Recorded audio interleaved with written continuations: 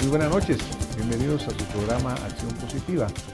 Hoy vamos a comentar sobre una noticia que recorrió el mundo, verdaderamente causó un efecto enorme, no solamente en los católicos, sino que prácticamente en todos los seres humanos que viven en este planeta.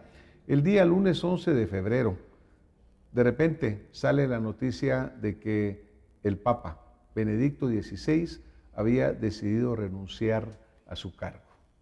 Es interesante cómo surge esta noticia, porque en un consistorio que él había convocado con los cardenales presentes en el Vaticano, en Roma, en el cual iba a haber un proceso de la causa de santificación de 3 personas, él, en medio de lo que estaba diciendo, de repente empieza a hablar en latín. El latín es la lengua oficial del Vaticano. Muchos la consideran una lengua muerta, pero parte de los esfuerzos de Benedicto, nuestro amado Papa, fue el volverla a poner, a hacerla vigente, aunque la Iglesia, claro, ha abierto el hecho de que la misa, que antes solo era en latín, pues ahora se diga en los idiomas vernáculos de cada país o de cada región.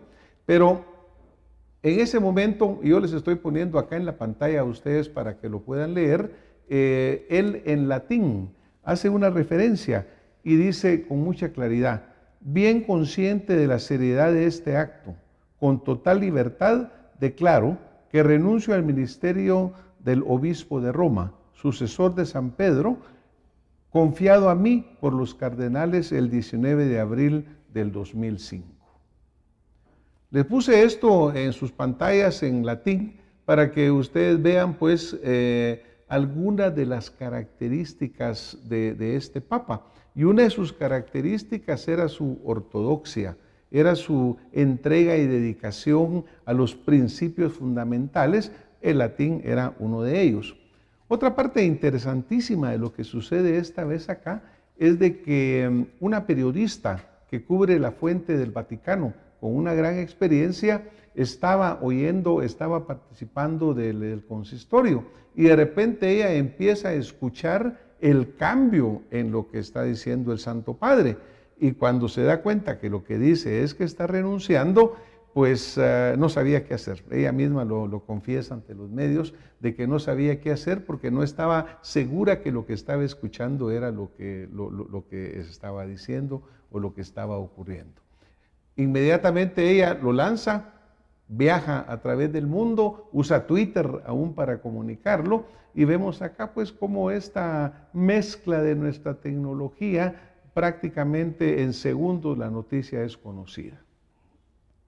Señalo que es una noticia de una tremenda fuerza, de un tremendo impacto. Aún se menciona, y hay una fotografía que les ponemos también en este momento en su pantalla, en la cual un periodista italiano de esta misma agencia ANSA, él dice que cayó un rayo sobre el Vaticano, como señalando el impacto de la fuerza de lo que estaba pasando en este momento.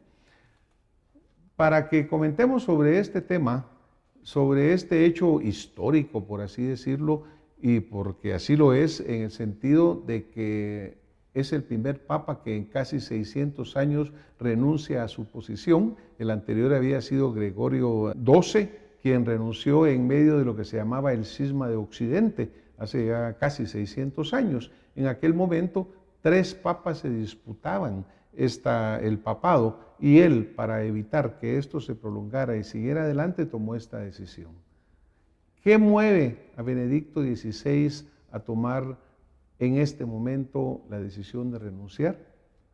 Para comentar sobre el tema, me he permitido invitar al licenciado Carlos Escobar Armas. Él es consultor de la Asociación de Investigación y Estudios Sociales, ex embajador ante la Santa Sede, es abogado y notario, ex decano de la Facultad de Teología de la Universidad Landívar.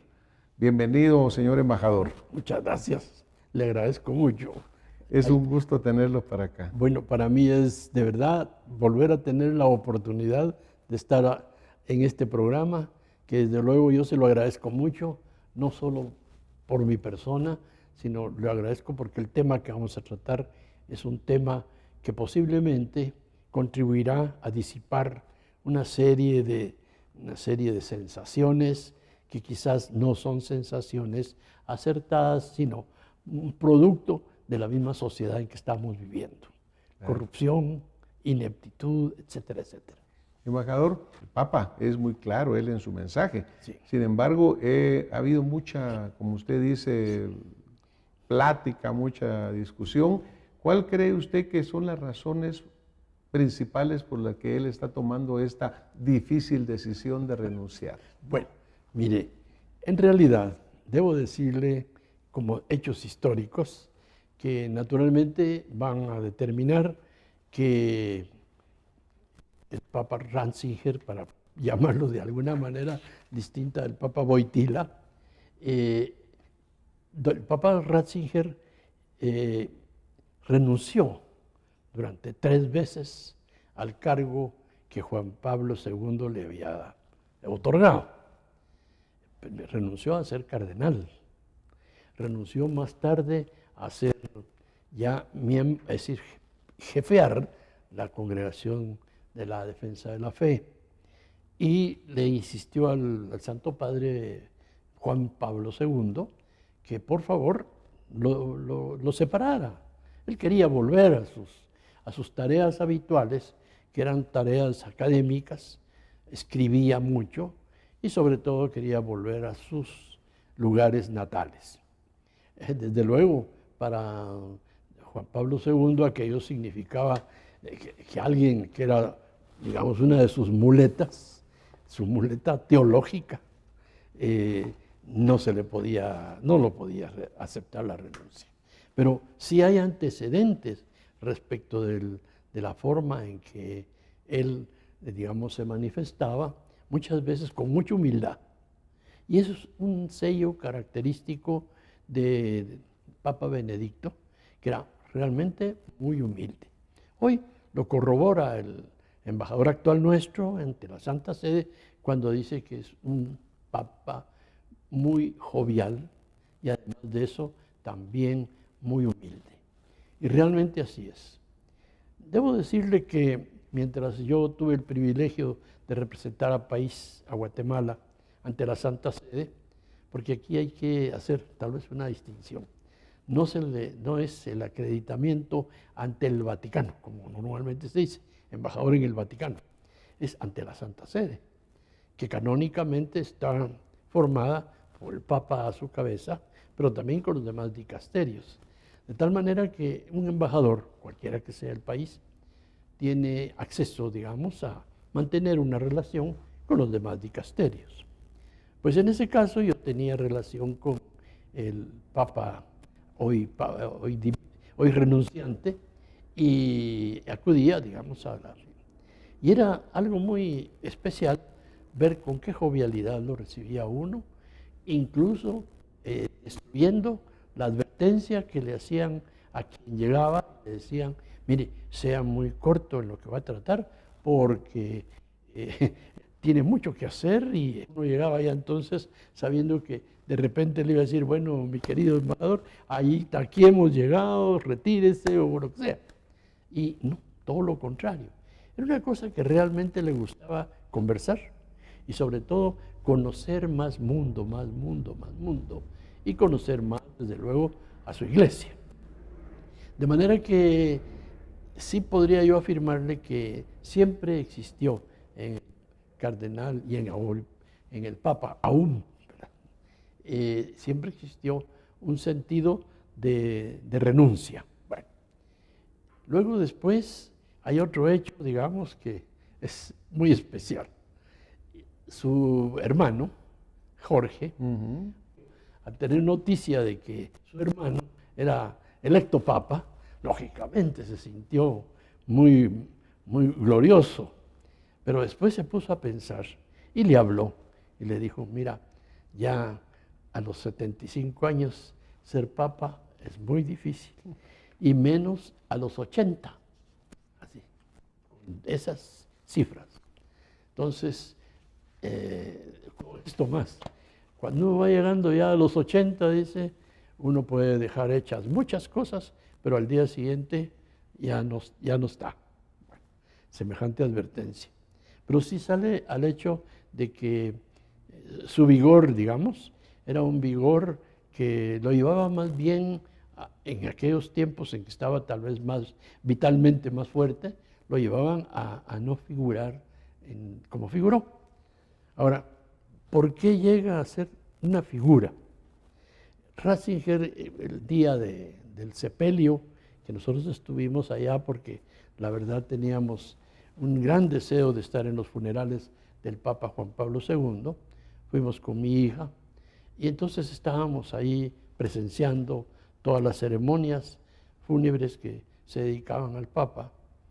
Y en la homilía de la misa de funeral, el Papa, es decir, el cardenal Ratzinger, que era el camarlengo de quien le tocaba organizar todo esto, pues pronuncia una homilía realmente que marcaba la humildad, pero al mismo tiempo la fortaleza en la fe y la necesidad de que, les decía, ¿sí?, la necesidad de que se trabajara también siguiendo los lineamientos del Papa Juan Pablo, pero trayendo todos esos lineamientos ad extra de la Iglesia a la intraiglesia. Todo eso me parece a mí que empezó a motivar que los demás cardenales se sintieran muy confiados de él, ¿verdad? Le confiaban mucho. Y se confirmó más todo esto cuando al inicio del cónclave ya el cardenal Ratzinger, a un cardenal, también tiene una homilía, porque siempre hay toda una preparación espiritual para asistir al cónclave, para participar. Y en esa homilía también vuelve a darse a conocer su personalidad, su pensamiento, su espiritualidad y sobre todo el lema ese que después adopta, su fe. Por eso él adopta un lema que es fuerte con la fe, fortis in fide. Pues muchas gracias, embajador, por compartirnos todo esto, porque yo diría que una de las características o uno de los retos que tuvo el Papa Benedicto XVI fue el ser sucesor de Juan Pablo II, sí, que era una figura tan carismática, sí, tan querida, tan conocida, y obviamente tenían diferencias importantes. Sí. O sea que él tuvo que verdaderamente asumir un reto. Me gusta mucho cuando usted nos comenta eso de él como un ser humano abierto, lo cual no necesariamente probablemente sea lo que lo miraba el mundo, sino que lo miraba como muy serio, muy formal, ¿verdad? E incluso debo decirle que cuando visitábamos otros cardenales, habían unos que le tendían la mano así, ¿verdad? Y habían otros que le tendían la mano así. Claro. Entonces, claro, ya todo eso va marcando realmente personalidades altivas y personalidades amigables. Ahora, pues obviamente, como muy bien lo decía el hermano del Papa, Jorge, sí, su hermano, él tuvo que enfrentar una serie de situaciones muy controversiales. Tuvo un papado corto, sí, 8 años casi, sí, un poco menos, pero en el cual surgieron temas, como por ejemplo los abusos sexuales, correcto, el hecho del problema de la sexualidad y la homosexualidad, sí, los matrimonios o el no autorización de matrimonio. ¿Cuál diría usted que fue la posición de él ante todas estas situaciones? Bueno, pudiera uno pensar que en el tiempo de Juan Pablo no se le entró a estos temas y a él le cayeron, aunque ya los venía tratando previamente. Sí, sí. Vea, para todo esto siempre canónicamente se nombra lo que se llama un visitador, de manera que no se procede simplemente ante los hechos que han sido dados a conocer, sea por los medios, sea porque las víctimas lo hacen ver, etc.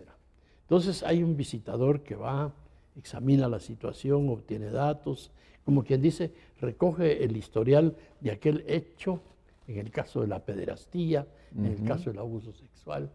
Y entonces todo esto lo lleva a Roma.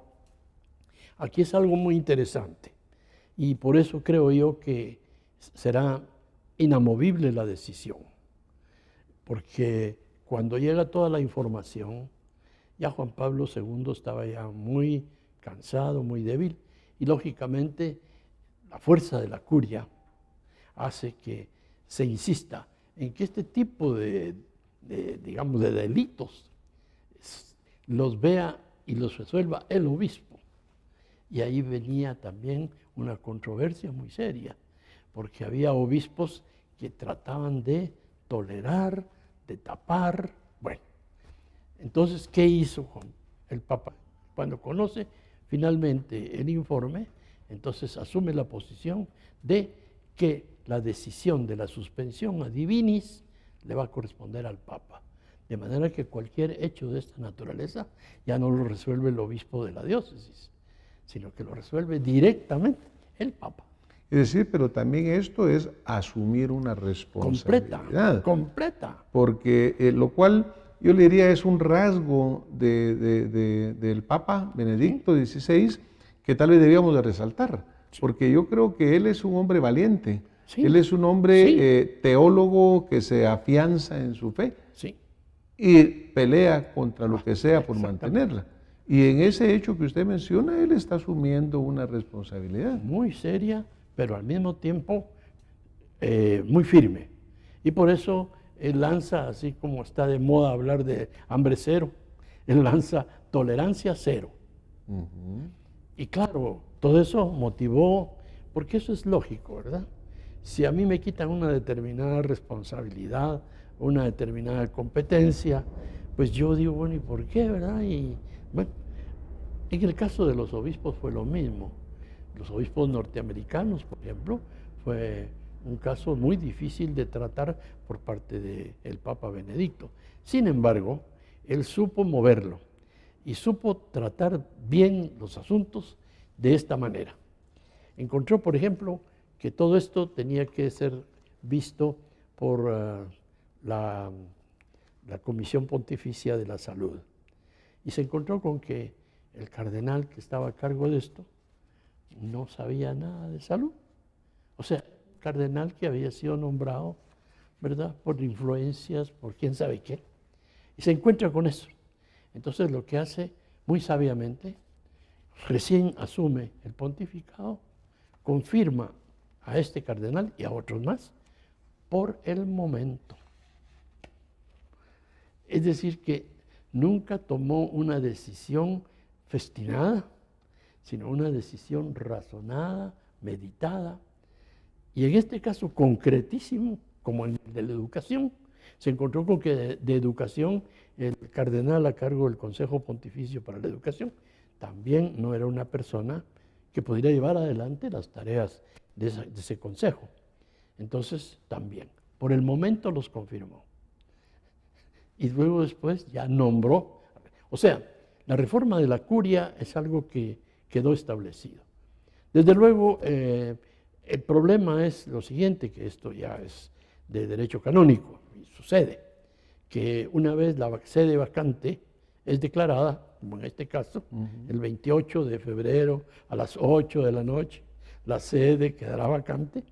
En ese momento, todos los nombramientos de las altas autoridades de la Santa Sede quedan sin ningún... Es el nuevo Papa el que confirma o nombra nuevos. Y ahí fue la inteligencia del cardenal Ratzinger, de que llega al papado y en vez de una vez de destituir, no, lo que hace es analizar y luego después nombrar por el momento.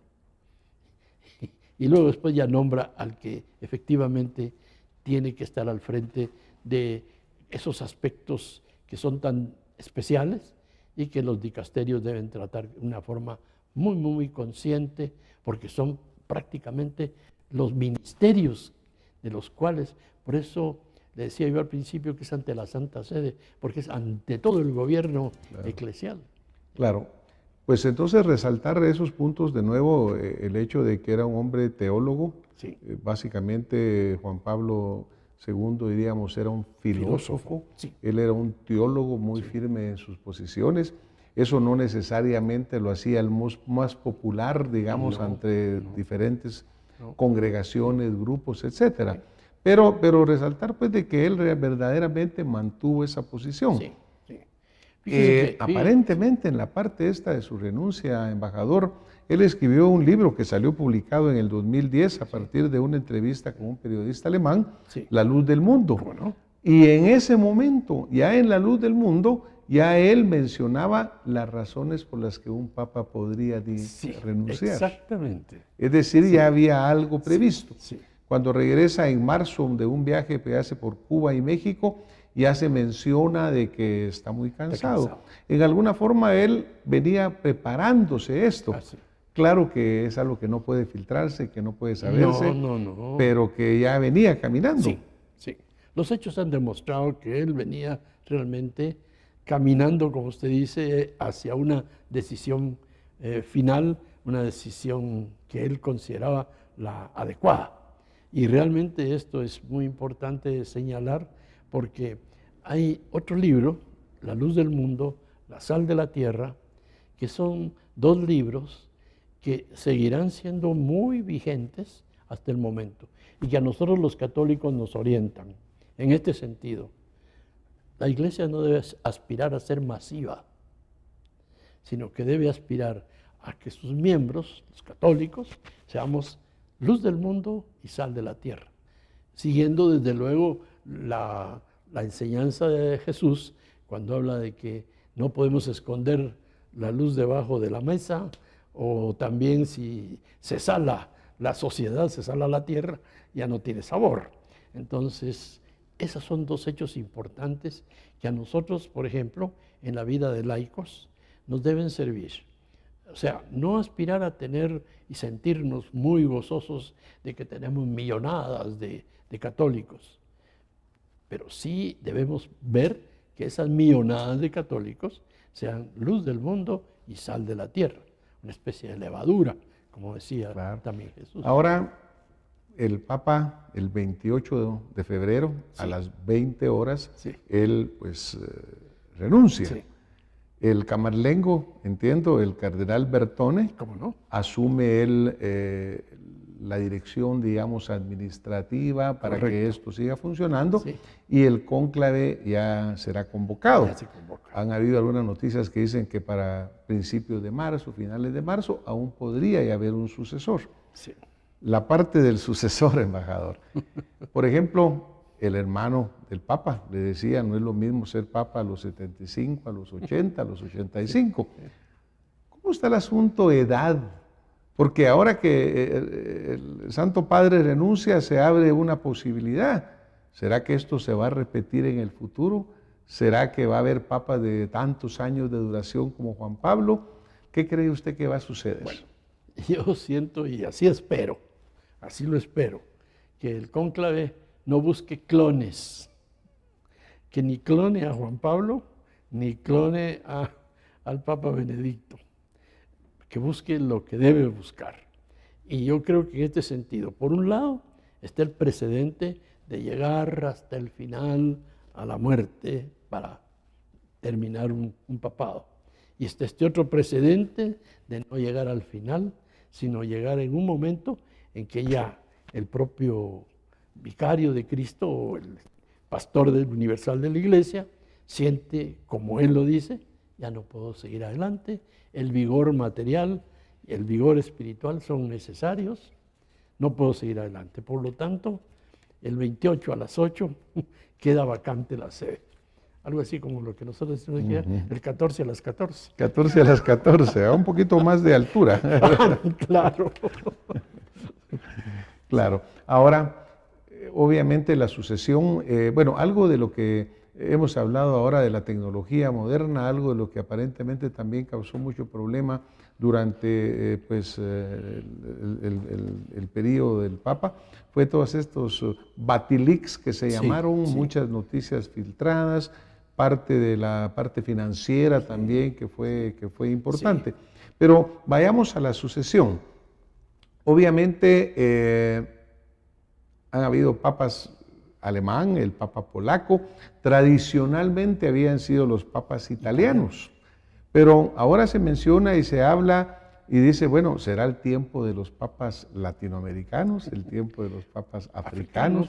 Sabemos que hay cardenales con distinguidas carreras en América Latina. Con méritos más que carreras, sí. ¿verdad? Entonces, verdaderamente, ¿qué diría usted? Obviamente es impredecible, porque al final es una decisión de un cónclave, pero ¿qué diría usted que podríamos visualizar? Mire, hay dijéramos, un mito de que el que entra papa sale cardenal. Entonces, yo creo que eso que ha venido repitiéndose y repitiéndose y repitiéndose a través de las elecciones de Juan XXIII, que todo el mundo creía que había que buscar un papa, y todo el mundo decía, bueno, ¿y este papa? Pero si ya está viejito. Y mire usted, llama y convoca al concilio. Y esa es la gran revolución. Y por eso yo creo que nosotros, este llamado del Papa a que estos 50 años, durante este año de la fe, nos sirvan para retrotraernos a lo que en ese momento del concilio se estableció. Y por eso yo creo que, por ejemplo, esta permisión que hace el Papa, por ejemplo, a los lefebristas, decirles, bueno, ustedes pueden seguir en la iglesia, y si ustedes quieren mantener su casulla de guitarra, si tienen que de cara al altar, y ese lo deja, ¿verdad? Está resuelto el problema de ellos. Aunque causó controversia, ¿verdad, embajador? Sí. Lo mismo el caso muy doloroso de la Legión de Cristo. Claro. Pero todo eso está afortunadamente ya solucionado, firmemente solucionado. El caso de los anglicanos, que cuando empiezan a nombrar obispas, muchos sacerdotes anglicanos creen que eso realmente no es correcto, porque Jesús nunca pensó en un discipulado con mujer. Y entonces eso hace que la situación, digamos, frente a estos temas esté prácticamente resuelta. Pues muchas gracias, embajador. Pues en realidad se han mencionado nombres, por ejemplo, el cardenal Peter Turson de Ghana, se ha mencionado al cardenal Odilio Pedro Scherer de Brasil, de Sao Paulo, una enorme congregación, al cardenal Scola de Milán, Italia, pensando en decir, bueno, ¿será que el movimiento irá a regresar a Italia, los papas italianos? Por otro lado, pues se hace el señalamiento también de que una gran cantidad de los católicos actualmente viven en Latinoamérica, porque casi un 42 a 45% de los católicos están en el área de Latinoamérica y ya mucho menos en el área de Europa.